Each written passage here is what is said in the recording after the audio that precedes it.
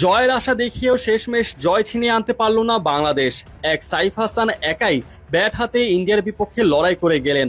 সাইফের দুর্দান্ত ব্যাটিং এর উপর ভর করে বাংলাদেশ জয়ের স্বপ্ন দেখা শুরু করলেও অপর প্রান্তে থাকা ব্যাটাররা সাইফকে যোগ্য সঙ্গ দিতে ব্যর্থ হয়।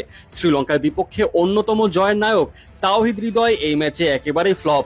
অপরদিকে সাইফুদ্দিন ব্যাট ও বল হাতে তেমন একটা সুবিধা করতে পারেননি। সবার হতাশা ছিল হয়তো সোহান থাকলে ম্যাচের অবস্থা অন্যরকম হতে পারত, কিন্তু দুর্ভাগ্যবশত ইন্ডিয়ার বিপক্ষে হার বরণ করতে হলো বাংলাদেশকে। 169 রানের টার্গেটে ব্যাট করতে নেমে শুরুতেই তানজিদ তামিমকে হারিয়ে হোঁচট খায় বাংলাদেশ। গেল বেশ কিছু ম্যাচ ধরে তামিমের ব্যাটে রান নেই, তবে ইন্ডিয়ার বিপক্ষে এসে এভাবে আউট হয়ে যে একদম দলকে বিপদে ফেলে দেয় তিনি। এরপর অবশ্য 45 রানের একটি সুন্দর জুটি করেন সাইফ হাসান এবং পারভেজ হোসেন ইমন।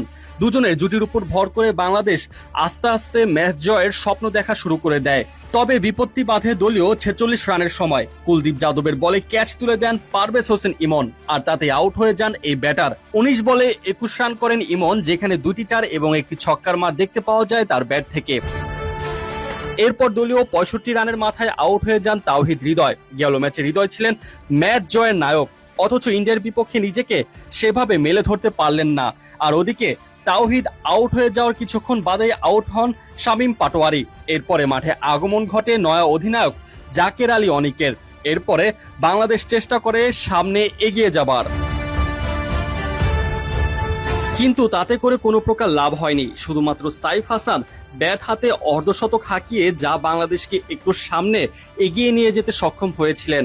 এছাড়া বাদবাকি সব ব্যাটার এই দিন ছিলেন ফ্লপ, যার ফলে বাংলাদেশ ম্যাচ হেরে যায়।